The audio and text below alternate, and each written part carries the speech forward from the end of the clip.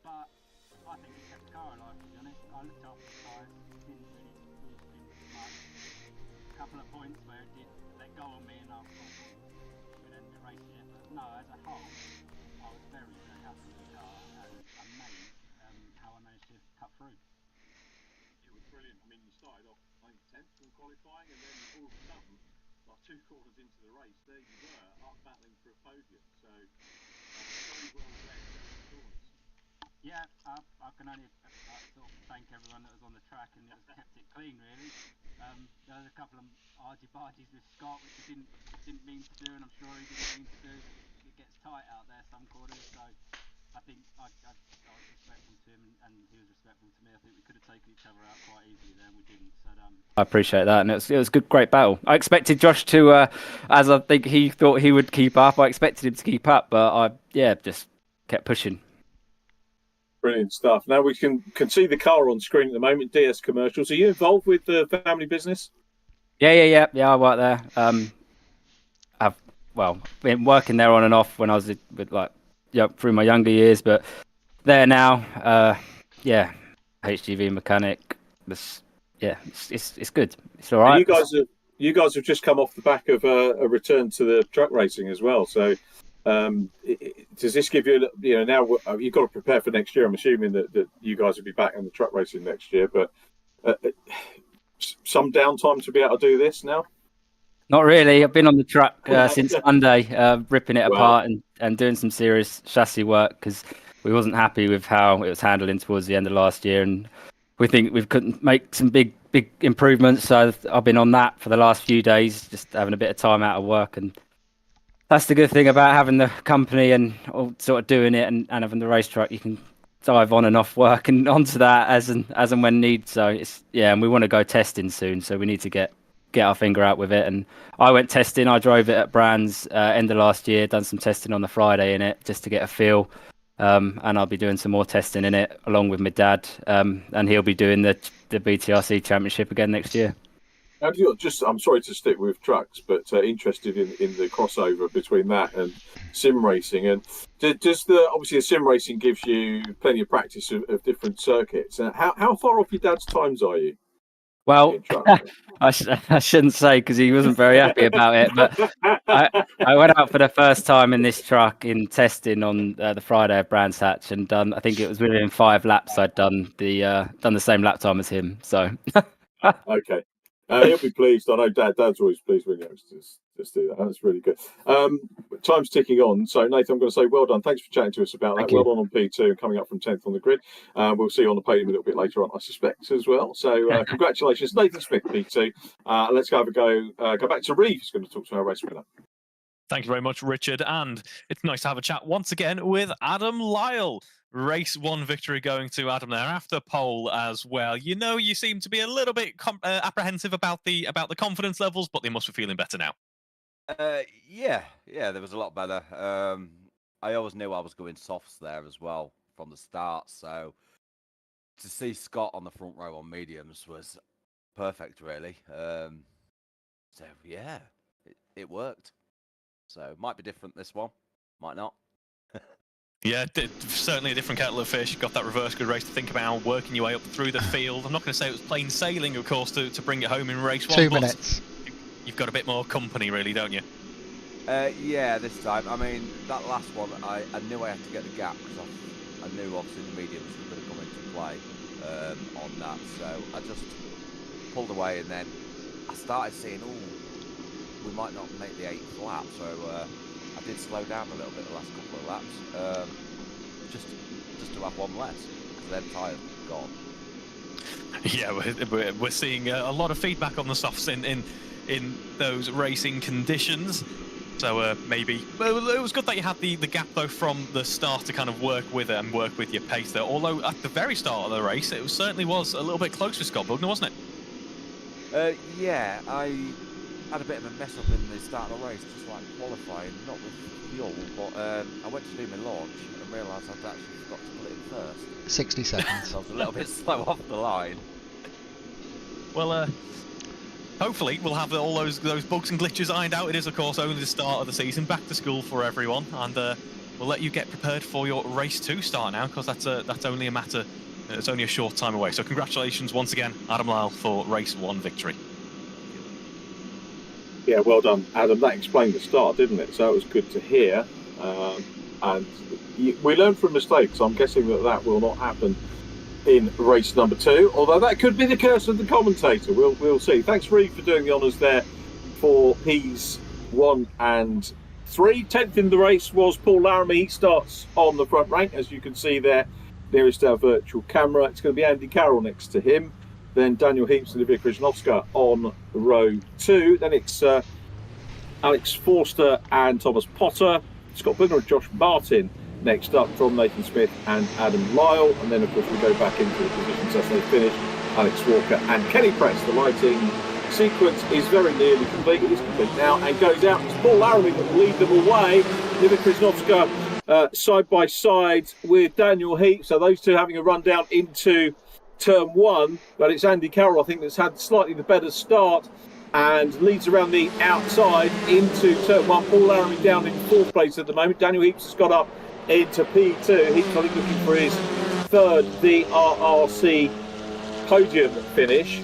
So had one before, but he's coming under pressure here from Alex Forster, who will be looking for a podium on his debut, which I think we had, didn't John Higgins Jr. do that a good few championships ago. I'm not quite sure what happened to John. It was lovely to have him racing with us, but I think decided to go off and do other things. But Daniel Heaps up into P2, and out front it is Andy Carroll, the race leader. We're building a good lead here, Reeve. Yeah, absolutely. Daniel Heaps with all the work to do, defending from Scott Bugner. Scott Bugner's having a bit of deja vu, I presume, at the start of this race, working his way around the outside of the right-hander there to take P2. A marvellous overtake there from Scott Bugner. Daniel Heaps, though, should have a fantastic start to the race, as we briefly mentioned. He had just to dive out of the way of the cars in front. He got off that quickly, as we're now going to see 3 wide. Daniel Heaps into 4th now. Make that 5th, make that 4th. It is all to play for at the top end of the field here. Scott Bugner, though, breaking away, as is Nathan Smith. Your prediction might have been spot on so far, Richard, because here is Nathan Smith currently running on the podium. Now this is the chance for the top 3 to try and break away from the rest of the pack. Scott Bugner was hoping to do that without the thorn in his side of Nathan Smith, but he's going to have a bit more work to do. Now we see Josh Martin still scrapping with Daniel Heaps. They're going to be side by side, along with Adam Lyle, race winner from race 1. Of course, working his way up through the order. I think not give himself enough credit in those interviews. He was saying, you know, I haven't got the confidence, we'll see how it goes. He's certainly putting in the work here in this race. He is indeed quite surprised to have seen Daniel Heaps on the medium tyre, given that he was at the front, but he's up ahead of Adam Lyle at the moment. So Adam on medium as well, but Andy Carroll from Scott Bugner on soft. Nathan Smith now still on the soft tyre as well. Knew that his run to the end of the flag, he knows what the soft tyres could do. It's going to be interesting to see the strategy for race 3 of the day, as Thomas Potter has a little dive on the inside there as Daniel Heaps tries to go up. A little bit of contact there, yeah, touring car style, as Reeve said in race number 1. Again, the timing screen lights up with the contact which is recorded. So it's all very much touring car racing, exactly as we would expect. And Carroll, Scott Bugner, Nathan Smith in P3, a little pass here.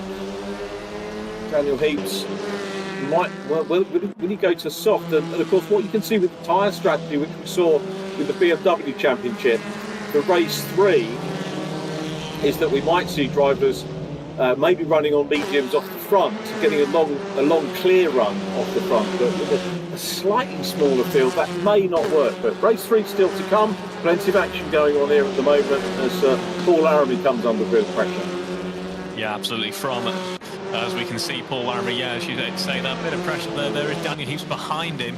Daniel, I suspect, was obviously swapping to that medium tyre. Perhaps he's had to work them a little bit too hard to try and get some pace out of them early on. We can see as we were on the interior view there just how much he was soaring at the wheel. And there's the front axle just understeering and giving up and saying, I can't adhere to the tarmac anymore. I'm just going to scrub out wide. It's too much work for the front tyres to do. So perhaps that medium tyre is not offering him the grip that he would want. And then it becomes a bit of a perpetual issue because you've not got the grip, so you work the tyres harder, which overheats them, which means you lose the grip. So I think Daniel's in an unfortunate position at the moment in this race. He's still got the pace to certainly put in a decent performance, but he just needs, I think, a bit of a breather, perhaps, would see him do well in this race. Alex Forster, though, overtaken there by Thomas Potter around the outside. P6 for Thomas Potter, and there is Paul Laramie now, also putting that pressure on as we head down the start-finish straight. A very slight slipstream effect for these touring cars, nothing like a very high downforce Formula car, but still notable nonetheless, which have got the most in terms of power. It's a decently powerful 2-litre 4-cylinder unit in these cars, but it's not the out-and-out straight-line monster that you might see from some other series, or I like to say the straight-line monster being the M3 that we had in the last championship, because what an engine that is. Yeah, absolutely superb, wasn't it? And of course, the great thing is the championship's available on YouTube for you to go back and watch some of the events that we had. Some superb racing, but we're going back up towards the front of this one, and it's Andy Carroll from Scott Bugner. Scott trying to close down on him. Nathan Smith in P3.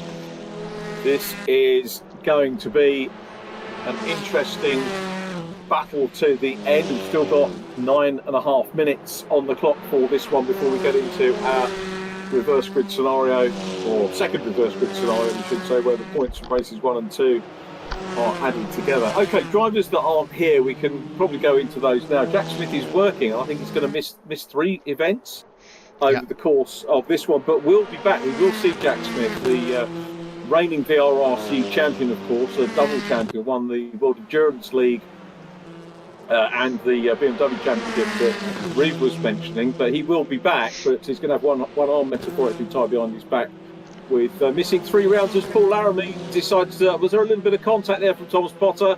Not quite sure, but drifts and collects it all up. This is allowing Alex Forster to get back in the mix. Chris Blakey is working at the Autosport Show. If any of you are going, I hope you have a great time up there over the next 4 days. Not going myself, but it was a great social event.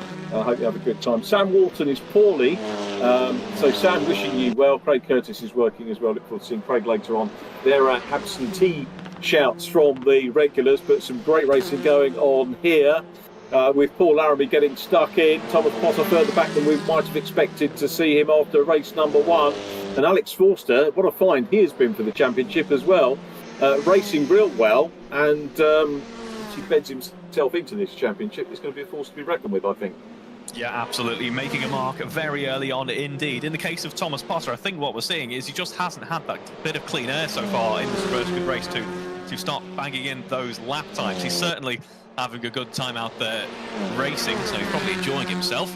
But as I say, just hasn't had the gap to make a decent amount of speed on the lap time front. Speaking of lap times, Andy Carroll currently our fastest man out on track, a 2:06.5, so matching qualifying there, and I believe matching our hot lap video that we had courtesy of him there. So an impressive bit of a performance to say that we are over halfway into this race stint now.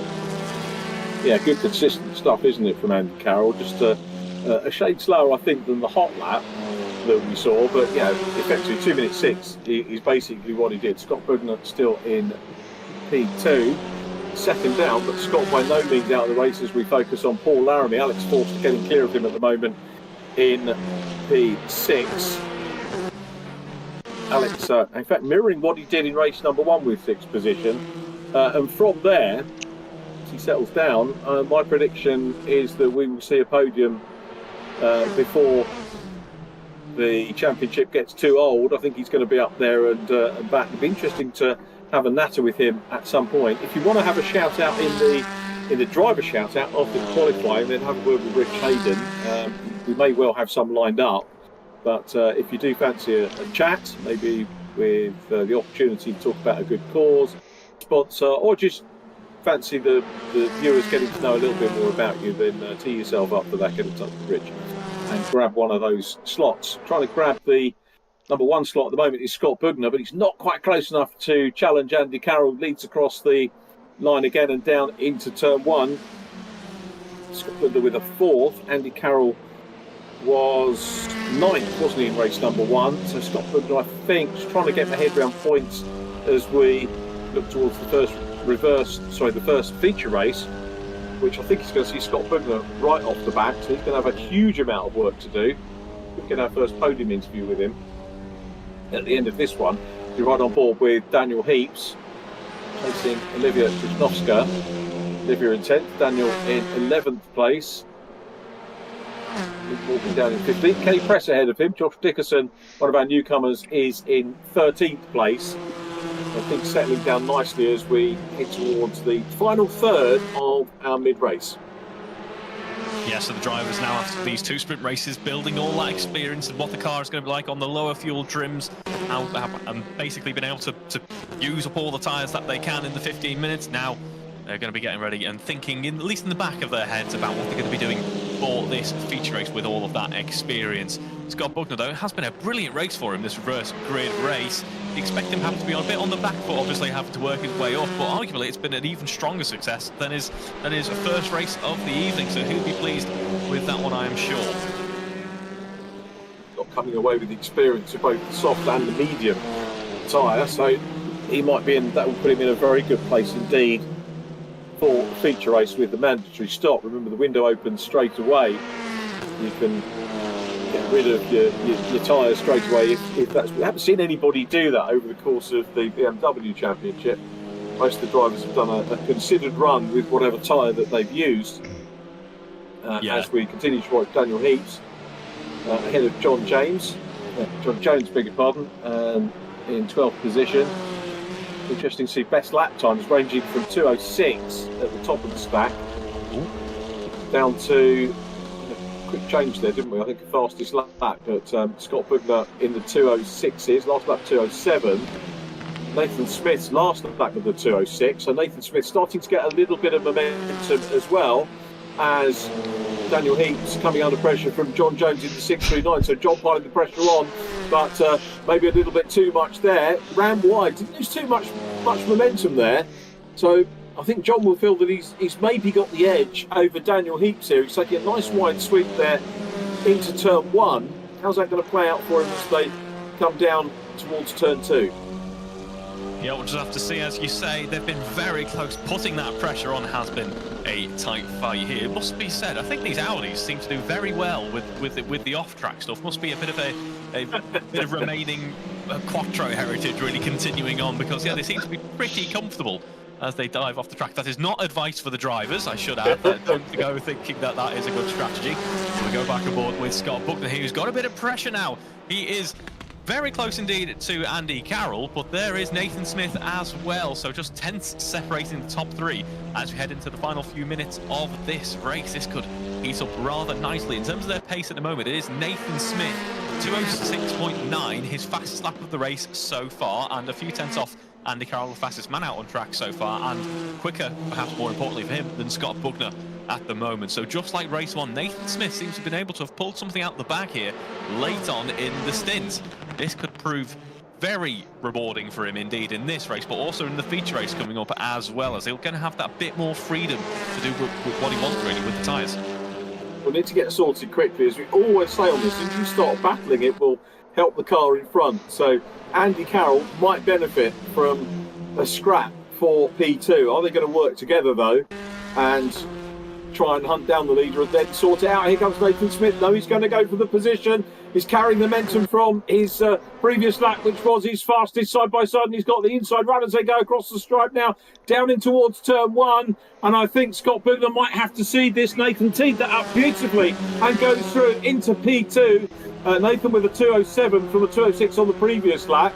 Scott Bugner with a 2:08. So Scott Bugner now, in some ways, might just want to take a little bit of a breather, sit back for a lap, see what Nathan's all about, and then respond to it. But Nathan is all about more momentum, and he's now getting closer to Andy Carroll, the race leader. This race is very definitely on, and what a time to do it, because you've only got a minute and a half remaining on the clock. And Nathan Smith having a good go there. He was very aggressive into the corner, and that teed up some great exit momentum, and he's on the inside run here to challenge for the lead. Nathan Smith, is he going to come through? He's got the line again. Andy Carroll's seen him, he's giving him room there side by side, and that was teed up perfectly to go into the lead for Nathan Smith, our new race leader. 2 passes in less than 1 tour of Brno circuit. Fantastic stuff from Nathan Smith there. It just exudes confidence, the way that he is driving that car. It's as if he's on a fresh set of tyres and the race has only just started. He seems to be that comfortable out there, although a good fight back from Andy Carroll. A great XL, the first phase of the corner complex there, unfortunately loses out as Nathan was able to defend the inside of the right-hander. We're going to head back towards turn 1 in just a moment.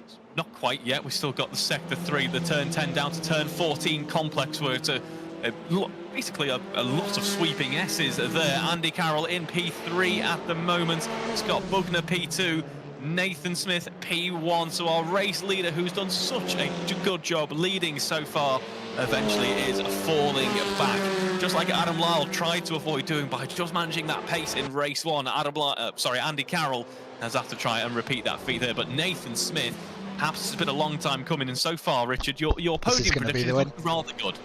Yeah, this is going to be the win, and here we come then, so the clock ticks down, and Nathan Smith is going to take the first win on his return to the championship, crosses the line. Nathan Smith the winner, Scott Bugner P2, Andy Carroll, after leading so long, in third place from Josh Martin, Adam Lyle fifth, Alex Forster another strong sixth place from Paul Laramie, Thomas Potter will take 8th position. Wait for Paul Laramie. Here is Paul now across the line. Thomas Potter is going to be next up. So here comes Thomas across the line now. Thomas Potter in 8th place. Alex Walker in 9th. Olivia Krasnowska, here she is in yellow and black. Second Phoenix car going across the line to complete the top 10 from Kenny Press. In 11th place, John Jones will be next, ahead of Jack Dickerson. Daniel Hibbs drops 14th from Lee Morgan. What a race that was. You know, when we saw Nathan Smith go through and take the lead, when he went into the next corner, he took the racing line into the next corner. It was almost as if there was no thought of having to defend. I think he knew he'd got pace to hang on to the lead once he got in. And that actually managed to get him clear. Scott Bugner, of course, ultimately coming through for P2 from Andy Carroll. We'll hear their thoughts over the podium interviews after this ad break.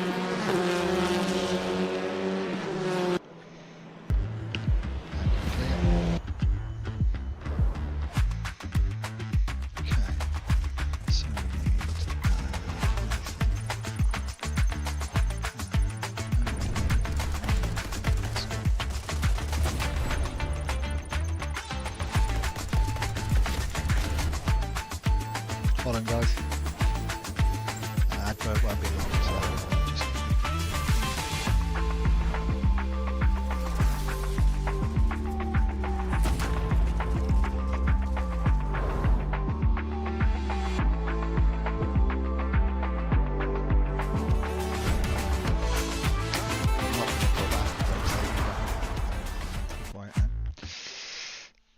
And you're live. So welcome back, and podium interview time. We're going to start off with Andy Carroll. Andy, first chat of the evening. Well done on the podium, leader for so long there. So I'm guessing he might be a little bit frustrated with the end of the race. I had a big moment in turn 1, about halfway through, I think, where I lost. I almost, back end just went and almost ended up in the barriers. So I lost a couple of seconds, I think, as a result of that. So that's probably what cost me the win. But I don't know what Nathan's put on his tyres. He had so much more grip on that last lap. It was just watching his car, and I was like, how is that car still turning those corners? But yeah, because it was my front tyres were just nothing left on them at all, and the car was just sliding everywhere, and he just seemed to be able to drive right up the inside and get purchase out the corners and everything. So, but no, well done to him. He's obviously got a nice gentle setup on those fronts in that Audi. So it was. It's nice to be back on the podium. It's been a while, I think.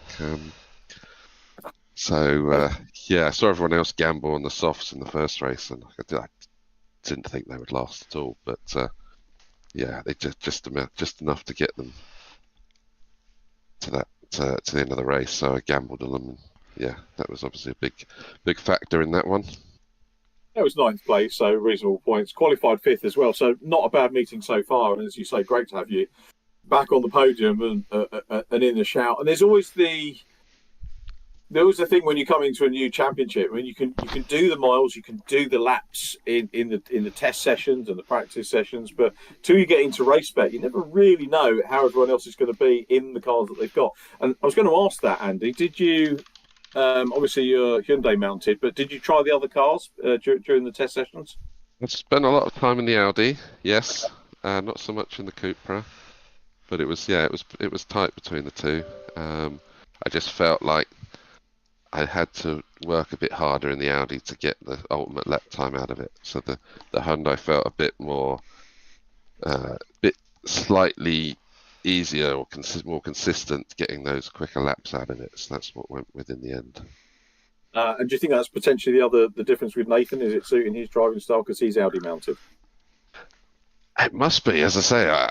I've spoken to a couple of other Audi drivers, and they were, they suggesting that the tyre wear was worse than on the Hyundai. Right. But clearly not for Nathan. So yeah, I think all the Audi drivers will be ringing him up, trying to get that set up off him, I think. And going into, I'm not going to ask you about your strategies for race 3 because we'll see that when it comes. But do you have I guess you have an idea of what you're going to employ before you come to the actual event. But has that changed what you thought, having had the 2 races? Yeah, absolutely. Oh, okay. Seeing how seeing that you could get to the 15 minutes with the softs. Yeah. The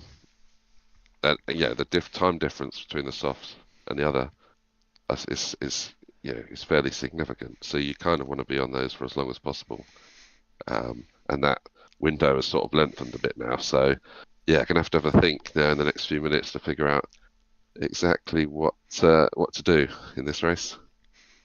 It's always plenty to think about, isn't there? But a cracking race, and wonderful to welcome you back to a podium. First podium of the season. I'm sure that we're going to get many more over the next 7 weeks, Andy. So Andy Carroll, well done on P3. Cheers. Let's go over to Reeve, who's going to have a word with our second place driver. Thank you very much, Richard, and a congratulations to Scott Bugner with that fantastic P2 there. It certainly was hard fought, wasn't it, Scott? It was, yeah. It was. I made it hard for myself. I think this race, the second race went really well. We kind of picked our way through within sort of 3/4 of a lap. So it was quite good. But the first race, I done a lot of testing, and I would not have thought about going on the soft, to be honest with you, in that first race. So as I got round the first corner, I was like, wow, Adam's got a lot of grip. And it didn't click until about 3 laps in, and I was like, what am I doing wrong here? And I looked down and I was like, oh my God, they're all on the soft. I'm on the mediums. So what am I doing? Obviously, they can make it last. Obviously, I did it in that second race and it does last. And it has now thrown a spanner in the works when it comes to setups, etc. But it was good. It was good points. And yeah, enjoyed it. Yeah, it'd be good to have a quick chat actually about that feature race coming up in just a moment. But on race 1 there, yeah, I think it's a bit too unfair to say that you were almost sort of hopeless in the race. You put the work in qualifying. You were right there, and it was a great start for you in race 1 as well, wasn't it? And then we saw some really good battles early on, but as you say, unfortunately, it just didn't quite work out in the end. I just had to defend. Just had to keep white line it, and I knew that we were going to be a sitting duck. I thought that maybe the softs might drop off a bit quicker than what they did.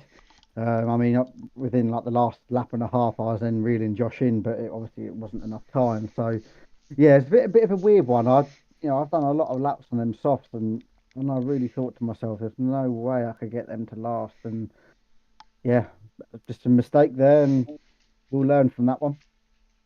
Yeah, but moving on to race 2, as you said, much happier thoughts, I'm sure, after that one. If anything, an even more impressive drive to work your way up from the back there. Those softs, as you say, working well in the end. Was it good fun out there, working your way through the pack? Yeah, absolutely. Like I said, I think it was one of them nice kind of races where it kind of all falls into place for you. Sort of out of turn 3 and 4, and the next minute, 1 minute I was 8th, and the next minute I was up into 3rd, and I was like, okay, I can deal with this. And I saw Andy was out in the lead, and I promised him that I'm going to not help him as such, but I wouldn't have overtaken him if he stayed in the lead. So I tried hard to keep Nathan free, but that Audi is a different breed on them soft tyres. It's he was nearly 2 seconds a lap quicker, which is which is a lot. So yeah, I feel a bit guilty for Andy because I promised him I'd help him win a race in this one, but hopefully in this one. Well, you're certainly given us a good show, nonetheless. It was fantastic stuff to see. A bit on the track, actually. Have you been here often before or at all? Are you enjoying it? I think I raced this track on my own when I was doing like Poker Race Driver 3 back in like 2006. I vaguely remembered it, and I was like, oh yeah, I remember this track. But no, I haven't been on it since then. So yeah, it took a little while to get used to it. But the cars are phenomenal. The cars are really nice to drive and feel very, very realistic. So hopefully, once we can get a set up and we know what the tyres are going to do for, and we've got a base set up, then we can sort of tweak it and be a bit more consistent on them. Yeah, it's. I know you're a bit of a fan of front-wheel drive, aren't you? And you're happy with the Hyundai, then I take it. I am, yeah. I was like Andy. I was really torn with the Audi or the Hyundai. I liked the Hyundai, but I just couldn't quite get the lap time out of it that I needed. And the Audi, but the Hyundai. As soon as I jumped into it, I was sort of bang on that lap time that I needed. So I was like, I think it is going to be the Hyundai. And I was talking to Andy, and I was like, "What do you think? What do you think?" And he was going, "Oh, I don't know, Audi, Hyundai." We couldn't quite decide, but yeah, Hyundai. I'm happy with the Hyundai, and I think once we can find a decent setup, I think we'll be right up there. I look forward to seeing any improvements that you might make then. Now, onto this feature race, obviously, with the tyre strategy seems to be a little bit up in the air for you now. What are the confidence levels after those, shall we say, 2 mixed races? How are you feeling going into the longer race now? Any concrete plans? Honestly, no. I don't know what I'm going to do now. I'm going to... you know what? I don't know. I'm looking at people's tyres at the minute, but I think I'm going to go medium soft. I think I'm going to risk it and try and do a medium run and make them last a decent amount of time, and then jump onto soft for the sort of last 5 or 6 laps. But it's trial and error. That's what it is on this one. So we'll learn from it, whatever happens. Well, we'll make sure you get a bit of time to plan that and think about that, and wish you the best of luck with it. Congratulations once again on P2 there, Scott Bugner. Thank you very much. Well done, Scott. Thanks, Reeve, as well. On to our race winner. He did second position from 10th in race number 1, started 9th for race 2, and takes a win. And his top point scorer on the day so far. Congratulations, Nathan Smith. Again, huge congratulations. Hard work in the early stages and a very well-timed win. Yeah, cheers. Yeah, I can't really remember the start of the race, to be honest with you. It was just all a bit of a blur, but once I got clear and I knew Josh was behind me, and I knew he'd be pushing to keep up, so I just wanted to stay ahead. And then close in on Scott and Andy. Andy had an amazing start. He was putting in some serious lap times, and I thought, there's no way I can get into the 2-minute 6s, I think he was putting in. And I thought, that's it, I'm not catching him. And then, like he said earlier, he had a big moment into T1, which I saw the distance jump down a bit. So I thought, oh, I can push here. And I think Scott and him were, I don't know if they were helping each other or tripping each other up, but they seemed to be together. And then Scott made it a bit hard for me to pass. But I just don't. I think it's my driving style, to be honest. I left foot brake quite heavily, and I like to keep the boost up. And I like to look after the front end. So I think it's just worked really well for them soft tyres, making them last. Yeah, superb time thing. And once you got past Andy, even as soon as you made the move into the next corner, you were spot on. I mean, it was like a qualifying positioning. There was no defence on the next corner, and it looked like you were confident to hold on to that lead. Yeah, to be honest with you, I could see how much Scott and Andy were struggling with their front ends and how much more grip I had. So I just sort of sat back, waited for the right time, jumped on Scott, and then jumped on Andy. And then once I'd made that pass, I could see Andy fighting with the car like mad. So I knew I didn't really, unless he was going to do an absolutely mad lunge and try and send it down the inside and try and imagine some grip from somewhere, I knew he just couldn't do it with the car that he had. So I didn't feel the need to. Because we didn't see you in the BMW Championship, I'm guessing that the tyre change strategy, certainly as far as VRRC goes, is going to be a new thing for you. Well, I'm absolutely bricking it, to be honest with you, because I've never done a pit stop strategy on a sim. I've never done a pit stop on a sim. I don't have a clue. So it's a learning curve. So I'll either smash it or I'll mess it up, and that'll be that. It's the old win it or bin it cliche, isn't it? It is. I've already noticed it's come up, reminder to add a minimum of 1 litre of fuel. Well, one of my pit strategies is no fuel and the other one is 15 litres. And I don't want to be sitting there adding 15 litres, but it looks like I'm not going to have a choice. Well, we know you can come 60 through the traffic seconds. because we've seen you do that in both. Nathan, I'm going to let you get ready now because we're getting the call to get the cars on the grid and get ready. So congratulations on the win. Double podium, only driver to do it so far. Well, we'll hopefully talk to you again a little bit later on. Yes, thank you. Well done, Nathan Smith, our race winner and top point scorer. So he will be starting at the back of the grid for the feature race, which is upcoming. Where do these evenings go? They disappear so quickly. But the good news is we've got another 7 coming up over the next few weeks as well.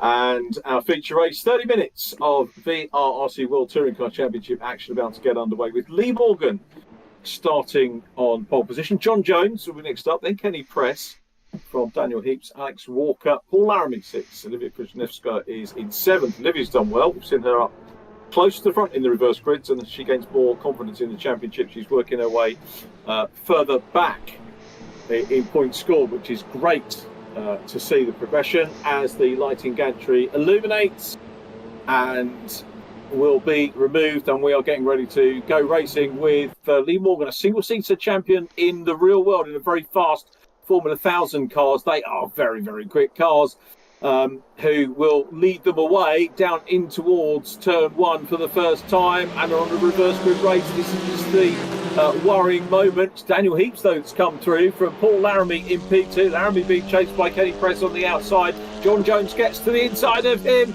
Oh, we've got a car hitting the barrier. I think that was Kenny Press, sadly, from his front start. Big shame for Kenny Press. Looking forward to seeing him dicing up front. But it's Daniel Heaps in the number 9 car that leads them away from Paul Laramie in P2. John Jones is going to have a go. Oh, but tags the back of Paul Laramie. Laramie's off again. A second lap 1 exit of the event for Paul Laramie. Massive shame, but it's John Jones in 2nd position now. And Andy Carroll already up into podium positions. Andy Carroll is in 3rd. Scott Budner is in 5th position. No, he's not. Thomas Potter's just gone ahead of him.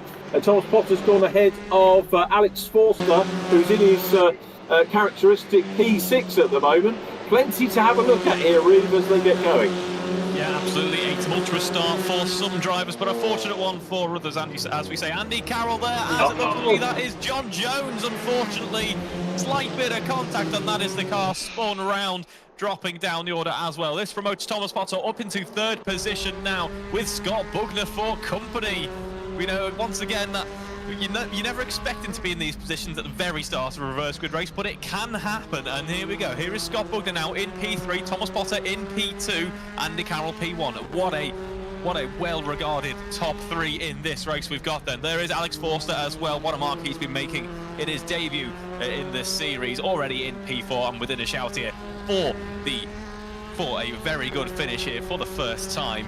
You see Scott Bugner's gone for that medium compound strategy, starting off on the medium, so he's got a little bit less grip to work with right at the start, but can have all of the lap distance he wants basically to push this stint late as possible. Thomas Potter, Andy Carroll, Alex Forster all on the soft tyres, and it is Alex Forster putting that pressure on as we start the next lap. Well, you know what we were saying, that Scott Bugner, he said in his interview with you that he made the mistake of going medium in race number 1, but of course he's got the race experience of it. He knows what it can deliver, and it delivered pretty well really for him. It wasn't a bad shout in race number 1.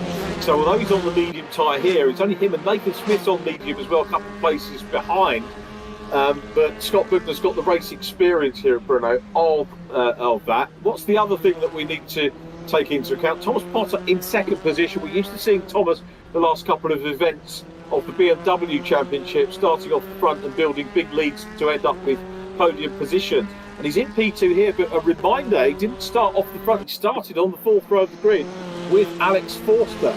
So Thomas Potter has had a super start as we continue to watch Scott Bugner trying to close in on Alex Forster, who is now no longer lost. I mentioned he was in P6, but we've seen him in the last couple of races, but now in 3rd place, Alex Forster on the soft tyre, gaining more experience of the VRRC campaign and having a good run. But once again, we're seeing this pattern with the fastest lap of the race going to the drivers starting or getting away at the front of the field early doors. Race number 1, it was Adam Lyle. Race number 2, it was Andy Carroll. Andy's doing the same thing again here in the feature race with fastest lap. But it was the standing start lap, so it was only a 2:17. We'll get the first flying lap when they come round in a few moments' time. See whether Andy can be the first fastest flyer as well from Thomas Potter in second. So we've got Scott Budner in P4. Only Nathan Smith has had double podiums so far. Paul Laramie down in 9th place, trying to catch up with Olivia Krzyżanowska. Lee Morgan down behind these drivers in 10th place, a little bit of a gap. Then Alex Walker, Adam Lyle, Kenny Press, Josh Dixon, Daniel Heaps having dropped away. As DNF, big shame for Daniel, big pity, but expect big things from him in the remainder of the championship. As Paul Laramie now having a look at Olivia Krzyżanowska. Olivia covers the line coming out of turn 14, runs wide here. Paul Laramie's got a good run and will pop through. They run side by side down across the stripe. Laramie up ahead of Krzyżanowska as they cross the line. So Olivia on the outside run, the Scottish lass. Oh, a little bit of contact between the pair of them. It was a little bit of a rub, wasn't it? Rubbing is racing, as they always say in the States. Paul Laramie makes up the position. Great driving from Paul and from Olivia as well, and a nice entertaining bit of racing between the pair. Yeah, as we go on board with Adam Lyle there, it looks to be Lee Morgan having just a couple of issues on this lap, but continuing on, getting back and collected and ready to carry on. Adam Lyle here, not quite pushing on as well as perhaps he would have wanted to, but nonetheless still in the mix of things. I should add, he's on the hard compound of tyre, is Adam Lyle. A couple of drivers opting for that one. Now, surely this means that these drivers can go on till probably the final 5 minutes of the race before they have to dash in and put the soft tyres on. I see no one's gone for the pit on lap 1 strategy, which probably is only really competitive if you're in an iRacing rookies lobby, really. But we've got a much higher standard of driving here. We don't need to worry about that. Josh Martin then we're on board with at the moment. Another driver on that hard compound tyre, keeping up with Nathan Smith. Now, Nathan Smith, we know, was immense on the tyres late on. He's on the mediums, is Nathan. So perhaps we're not at Nathan's strong point in the race just yet. Josh putting in a mighty effort to keep up with him, but could we have a bit more from Nathan still to come in this early stint of the race? Yeah, Nathan was a little bit circumspect about how he's going to fare in the pit stops, having not done them before. So he's just maybe trying to manage our expectations, probably his own expectations as well. He's already had a very good points haul from the 2 races that we've had thus far. And remember, although this is the feature race, it doesn't carry any more points. There are as many points available in the sprint races. And in this one, you could argue, for the fact that you've got more cars to overtake if you've had a good run through the 2 sprint races, and it's a longer race, so you've got to make the car work better on your tyres and so on and so forth. It's still the same payout in terms of points. Richard, it's double points for feature race. Oh, double points, beg your pardon, for feature race. So, yeah, my bad on that one. Apologies. So double points. So it is rewarding in this, as we watch Josh Martin, P7 at the moment, keeping Nathan Smith honest. At the moment, I think Krzyżanowska running on hard tyres as well, by the way, just to point out who's on what at this stage of the race. Lee Morgan on mediums down in 12th place, but Andy Carroll still the race leader, and also maintaining that first flying lap, 2:06.804 for Andy Carroll. Thomas Potter still chasing him hard at the moment in P2, as we watch Adam Lyle chasing Alex Walker. So here he comes, and Lyle has a little look here, and he's going to come on the brakes and make the move. He does, he's got him, and of course you can see with the next right-hander in the mix as well, he's got the line for that one. So a lovely move from Adam Lyle up into P9, and he'll be looking ahead now to see if he can close up on Paul Laramie. Paul is out of shot right now, so a little bit of work for Adam Lyle to do before he can engage in battle with Paul Laramie in 8th place. 7th position ahead of them is Josh Martin, then Nathan Smith 6th. John Jones running in a very impressive 5th place at the moment. Good to see John up well inside the top 10. 5th position for him in his Audi. Scott Budner 4th in the Hyundai Elantra. Then Alex Forster in the Cupra is in 3rd. Thomas Potter 2nd. Andy Carroll, the race leader. Yep, a great overtake, textbook overtake really for Adam Lyle there, but Alex Walker keeping that pressure on. Adam on the hard, Alex on the soft. So this is Alex's chance to try and use what little advantage that soft might have left in this phase to try and keep up. I would also note there that is the next time since qualifying we've seen the two Phoenix yellow and black liveried cars together in succession on track in much happier circumstances this time around than perhaps we did in qualifying, as we saw Thomas Potter, they're currently running in P2, Josh Martin in P7 at the moment as well, having a very nice run at the moment on that hard. I think he's in a good position, is Josh Martin. He's on the hard tyre, he's got plenty of life left to go, and he's just in a nice comfortable mid-pack position. He's got a second or so to the car in front, he's got a few seconds rather to the car behind. He can just settle in, find a rhythm, set some good laps and set himself up nicely for the end of this race. Josh Martin in a good position, I'd say. Yeah, it's pretty handy, isn't it? They're in 7th at the moment. We've got the excitement of the stops to come as well. I just realised that I can't see the stops on my screen, so we're going to have to play with it. Oh, here we go. Just sort the adjustment out so I can see that. Okay, yeah, we're in business now, so we'll be able to check on who has done what at what stage of the race. Lee Morgan and Jack Dixon already showing us having had a stop, but Andy Carroll, our race leader, didn't improve on his second flying lap. Did 206.804 on lap 2, 206.854 on lap 3, but still maintaining the lead. The lead actually extended out by 1.9 seconds over Thomas Potter, with Alex Forster looking very handy third position at the moment. So Shinde, Hyundai, Cooper Leon next up, Hyundai next up again. John Jones, the leading Audi at the moment, ahead of Nathan Smith. So there is a very good mixture of the cars, and I think we'll see that change as we go from track to track. Remember, at our fictional track next time out, Pascani, so that will be interesting to see if there is much of a change in terms of car performance at our next round on Wednesday. And if you look at the servers, you'll see that people actually jump in pretty much straight away after the event on a Wednesday evening and get a testing straight away. He's a driver who sometimes doesn't do that much testing, not able to, Josh Martin, but having a good run. It was interesting to name check Eric Axelson. He normally pinches Eric's setups, but clearly not able to do that for this. Unless Eric's doing a little bit of sneaky testing for him, as Alex Forster now starts to put pressure on Thomas Potter. So a battle on for third position here. Thomas Potter goes through, and Alex Forster is going to be taking the battle to him here. Our new name to the VRRC racing here. Forster, who's impressed us so far, not only in qualifying but in the two sprint races. Looking good here, challenge for second place, Reeve. Yeah, absolutely. He's been nice and consistent so far in this race. Has not quite got the same best lap pace as Thomas Potter, but has certainly been keeping it nice and consistent here, as we see him now beginning to put that pressure on Cupra versus Elantra as we head through towards the final part of the lap for these drivers now. In fact, not quite just yet. There is evidence that's still not a track I'm all that experienced with, but getting there at least.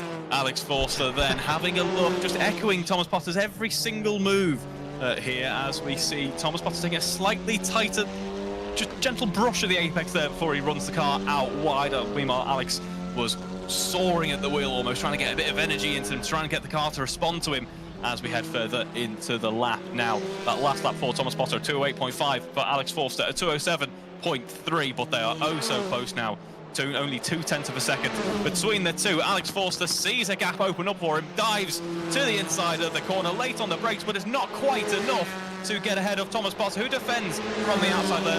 Nice defensive line from Thomas Potter, and Alex Forster's going to have to work quite hard to try and get it done from the outside. Now he gets a nose out in front. There is Andy Carroll in the distance somewhere there, just breaking into camera shot, and it's Alex Forster ahead of Thomas Potter now. But I think that question is, Richard, for how long?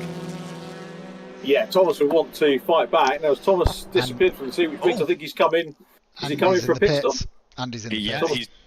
Yeah, Andy Carroll in the pits. So Alex Forster and Thomas Potter. So they come in, and it means that Alex Forster, in his first meeting with us VRRC, leads the race.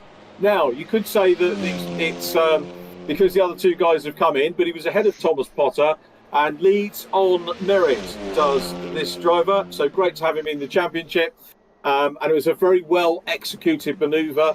And of course, the key thing is that Alex will come in. I don't know what his expectations are coming into VRRC, but for Thomas Potter, the situation we saw him in there a lap or so ago is completely new for him, because I'm guessing that Thomas hasn't raced with Alex before, and therefore doesn't know how he's going to race. We saw a nice clean race. He knows now that it's a clean race, but effectively Thomas coming up against brand new competition, which is absolutely superb. As John Jones coming under pressure now from Josh Martin. This is now for third position, and Josh has got the inside run here. John Jones having a very good, strong early run, but loses the position. So Josh Martin on the hard tyre is up into an overall podium position. Granted, we've had a couple of stoppers now. Thomas Potter coming out ahead of Andy Carroll after the stop, or showing ahead of him on the timing screen. Might be because he's had a position further down the pit lane, so we'll check up on that in a couple of minutes' time when they are clear of the pit road. But the race takes on, as it does at this stage of things, a different complexion, with Alex Forster leading, Scott Pugner second, Josh Martin third, John Jones, very impressive fourth position. Really good early run here from John Jones, and that's been, for me, one of the highlights of this race so far. Yeah, as you say, a different phase of the race now. We're just about half and half, we're probably a bit under for number of drivers jumping into the pits.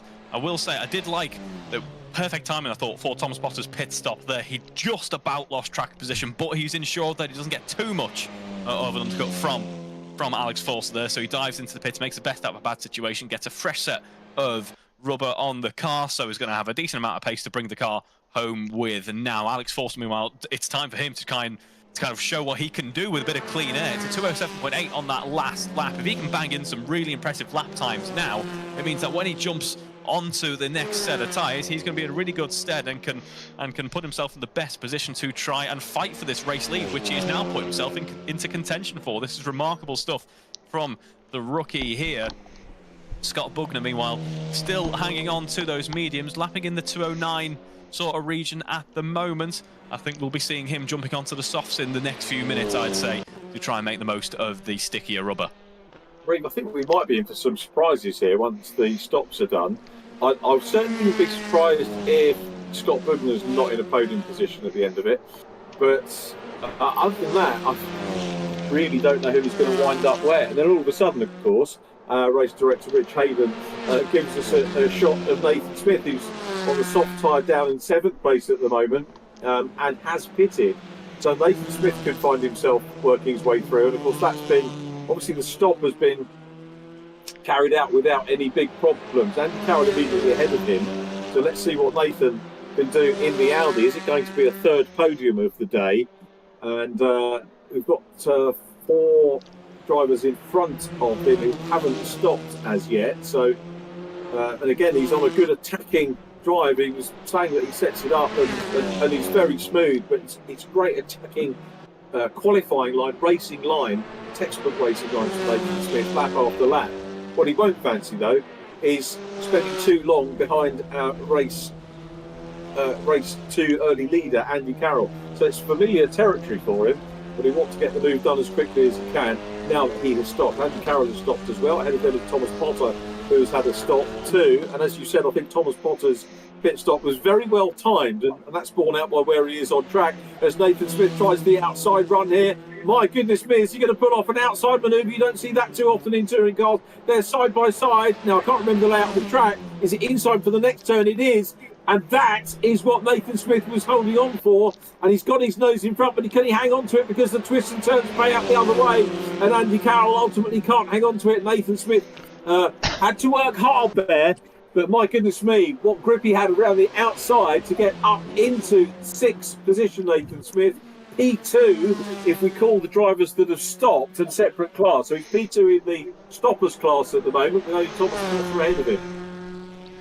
Nathan Smith really proving that his races have all turned out to be a bit of a crescendo, though, I mean, haven't they? Even though he's shown some great pace, they just seem to get better and better as the laps go by. And this, of course, was some immense driving early on this stint as well. What could we see from Nathan yet, as we got just over 10 minutes to go in this race still? Yep, so Nathan in P5, Alex Forster still the leader, yet to stop. Adam Lyle, race 1 winner, is in P2. He's on the hard tyre, so he's had a very good run on the hard tyres in P2 and yet to stop as well. Third position and top stopper now on the medium is Thomas Potter from Scott Bugner. Scott's on the soft tyre, so we can expect Scott to close down on him. Scott Bugner though, last lap at 2 minutes 8. Oh sorry, best lap 2 minutes 8. Last lap 2:11. Thomas Potter 2:09. So whether Scott Bugner had a little bit of traffic to contend with on that last lap, I don't know, as we watch Josh Martin now getting stuck in and trying to have a go at Andy Carroll. I don't know if he'll have seen Nathan Smith move on the outside, and when Nathan did move on the outside, to be absolutely fair, Andy Carroll was completely fair with him. But it's not going to be an outside move for Josh Martin because the inside opens up. Might be outside on the next run, which he's having to work for now. Can he hold on to it? And again, Andy Carroll giving him great respectful racing from Andy as they go side by side. Not for much longer though, because the Dean Martin car gets its nose in front and completes the move. So Josh Martin now up into P6, not that far behind Nathan Smith. We'll see whether Josh can close in, but they're on the same tyre. Martin in the Hyundai Elantra, Nathan Smith in the Audi RS3. Nathan's got that advantage over him at the moment. Scott Bugner ahead of Nathan Smith has had his stop as well. It's only Alex Forster now and Adam Lyle who need to pit out front before we see who is where after the stops are complete. Yep, Josh Martin, I'm sure, revelling in the soft tyres that he's got on. Started the race on those hards, don't forget. I thought we might have seen him go a little bit further still into the race, but clearly deciding it's time for the softs. That means he's got 10 minutes of lighter load in terms of fuel mass on the car to try and bring it home in as high a position as possible. This has been a remarkable showing, though, for Alex Forster, the man we're on board with at the moment. He's on the mediums. He's 3.5 seconds ahead of Thomas Potter, who's also on the mediums, and I'm sure he's now just focused on trying to cruise that car home. Tyres should last until the end. As long as he's got the fuel on board in the car, he can hopefully, for his sake at least, keep control of this race. But he does have some fierce and experienced competition behind him. Thomas Potter, who's made waves in the VRRC in the past. Scott Bugner, who certainly likes a front-wheel drive car and certainly likes this Hyundai he's been racing here at this circuit this evening. And don't forget about Nathan Smith as well. He's been a thorn in the side of a few drivers this evening. Josh Martin also on a bit of a charge at the moment, 7/10 up on his previous best. So Alex is in the lead for the moment and should be feeling slightly pleased with himself and slightly comfortable, but he can't rest easy just yet. Still 10 minutes of racing to go. There is 10 minutes to go, and I'm beginning to think that Thomas Potter, he's known as the Teapot, I'm beginning to think he may well end up getting a different moniker because the way he's working out strategy, I'll come back to strategy in a minute, as he comes under pressure from Scott Bugner, who now goes up into P2. So Scott Bugner is now the leading driver after one stop. So Thomas Potter, again, a great strategy from Thomas Potter. We can get alliterative. If he gets another podium, we might race strategy-wise call him Professor Potter, very possibly. But Scott Bugner out front now, ahead of Thomas, so makes the move. P2 on the road, P1 potentially as we wait for Alex Forster's pit stop. So Scott Bugner there from Thomas Potter. Then Nathan Smith will be next to try and hunt down the flying teapot. How far behind is Nathan? He's inside. That is where he is. Just had a message from Jack Smith saying that he'll be back for round 4. We look forward to that. Thank you, Jack, for the message. And good luck with the work in the meantime. Alex Forster stays out on track. There is Scott Bugner in P2. Could be a double podium here looking for Scott Bugner. And I still think, Reeve, ruining that decision of going on the medium tyre in race number 1, but I think that's paid dividends for him here in race 2. Yeah, absolutely. I must admit, I was slightly apprehensive, as I was to prefer at the start of race 1 in regards to the soft tyre choice, so it goes to show just how much I know. But I was thinking, he wasn't the most confident on those mediums early on, but it really, as you say, has paid off. He can now just charge home on the softs and is reeling in his competitors. 206.9 on that last lap. Not quite pole position or some of the fastest laps that we've seen, but for this late on in a 23 minutes out of a 30-minute race, it's still very impressive indeed. Let's not forget, not only that the tyres fatigue and the fuel loads begin to diminish, and you have to monitor that, but the drivers will be fatiguing as well. So to still be setting impressive and consistent lap times this late on is no mean feat. Scott Bugner putting himself then in a very good position. Nathan Smith trying to close up on Thomas Potter. So yes, Scott is in the driving seat at the moment. Now we've got 6 minutes left on the race, so how much is left in the proverbial tank for Nathan Smith if he could pass Thomas Potter in the next couple of laps? Thomas, we know, is a fighter, as we look at Scott Bugner now about to challenge Alex Forster for the outright lead before Forster's now, of course, taken his pit stop, but it's nip and tuck between the two of them. Forster's strategy has done well here, but it's soft tyre for Scott Bugner between him, and now he's got the move on. He draws level, and they're side by side as they come over the brow, still side by side, going into the left-hander, and Bugner goes through into the lead, has to ride the curb a little bit to do so, but gets the lead, and Alex Forster read that well, so Scott Bugner now the leader. That was as they went into turn 13. They come out of 14 across the stripe again. Scott Bugner the leader. Alex Forster in P2. Nathan Smith now is ahead of Thomas Potter and up onto a podium. Thomas will fight back, although he's lost a little bit of ground now. Josh Martin closing up on Thomas Potter. But Thomas scoring well again in this reverse grid race. His tactics, as ever in the reverse grid race, is very good indeed. As we watch the scrap for fourth place here, and Josh Martin has got maybe a little bit more in reserve here. He's on the soft tyre. Thomas on the medium. Here he comes. Going to squeeze his way through on the inside. Can't quite do it because it's the outside for the next turn. But again, it all changes over here. Brno, and down on the inside goes Josh Martin, who can still see Nathan Smith ahead of him. So Martin and Smith both on the soft tyre. They'll be looking to try and reel in Alex Forster as well. Bugner still your race leader. Adam Lyle's still in the fastest lap, 2 minutes 6.352 from early doors. Most of the drivers lapping in 7s and 8s. Scott Bugner last lap 2:07. Alex Forster with a 2:10, and then Nathan Smith with the 2:08. Josh Martin with the 2:07 on that previous lap as well. There's Adam Lyle up ahead of Paul Laramie. Adam in 7th place, Paul Laramie in 8th. Those guys clear of Alex Walker at the moment, who is in P9. We get a curb cam shot of those two guys going through, but Adam Lyle, who took pole position at the outset and a terrific win in race number 1 in the Hyundai. It was Nathan Smith in P3. Now, where is Smith in relation to Forster? And there is the answer to my question. Forster on the brow of the hill is the target for Nathan Smith. Smith on softs, Forster on medium. So Smith should have the better run. Was 2 seconds quicker on the previous lap. Let's see what their lap times are now. Forster with a 2:09, Smith with a 2:07.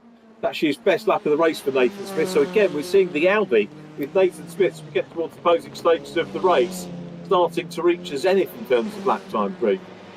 Yeah, absolutely. For Nathan Smith, it's a repeat of race 1 and race 2. I think it was Scott Bugner in the post-race interviews who was saying whatever, or before the interview started actually, whatever Nathan has put on his front tyres, on his front axle there, I think he wants some of that as well, because maybe it is just how gentle he is on the front end of the car, or just how the setup is configured. But that car, even late on into the race, it just seems so eager to turn in, more eager than you'd expect a front-wheel drive car to, and it just looks like an absolute pleasure to drive, it must be said.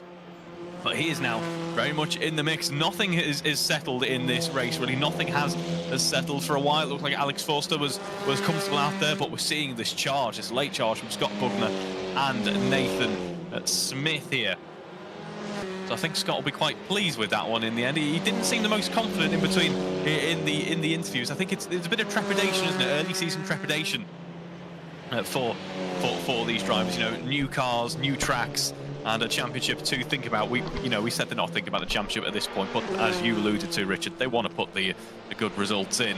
So this will be, I think, a bit confidence-inspiring for a few of these drivers, and it should be confidence-inspiring as well for Alex Forster. It might not be the race win for the time being, but it's still an impressive go at it.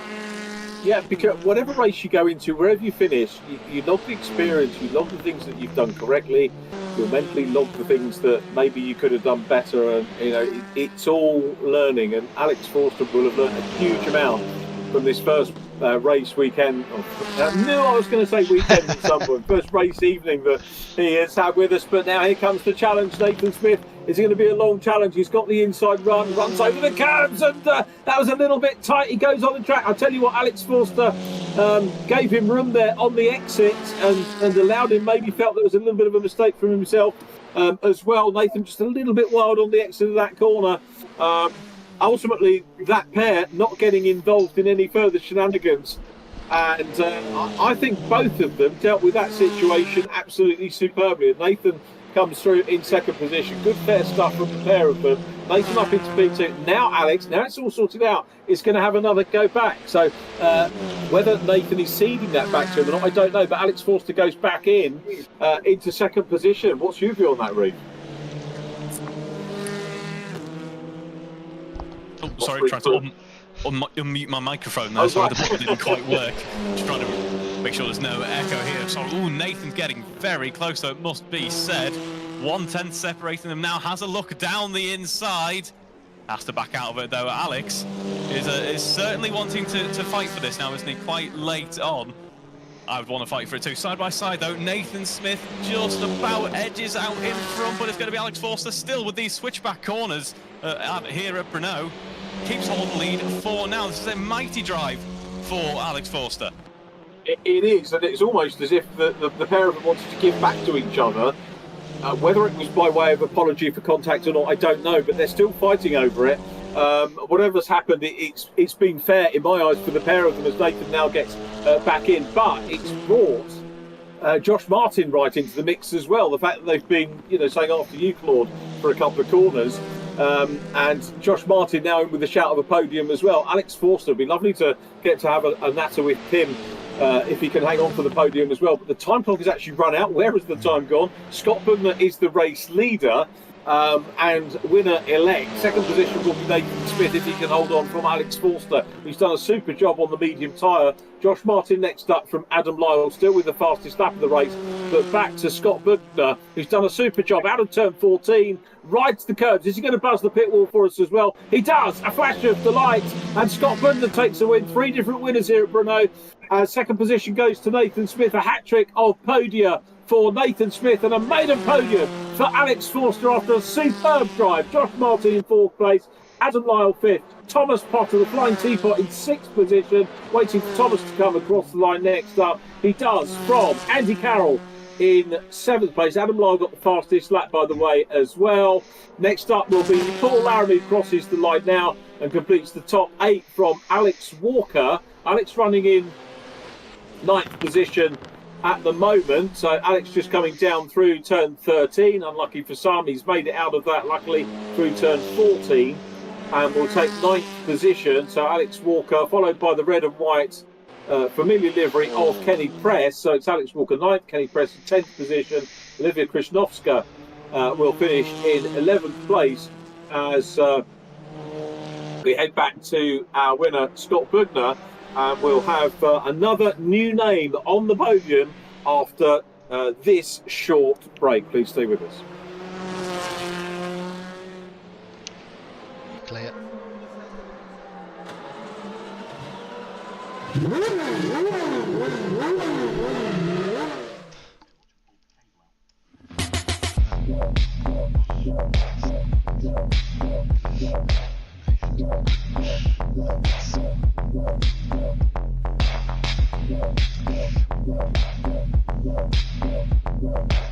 Well done, guys. Just don't forget to unmute yourself, Alex.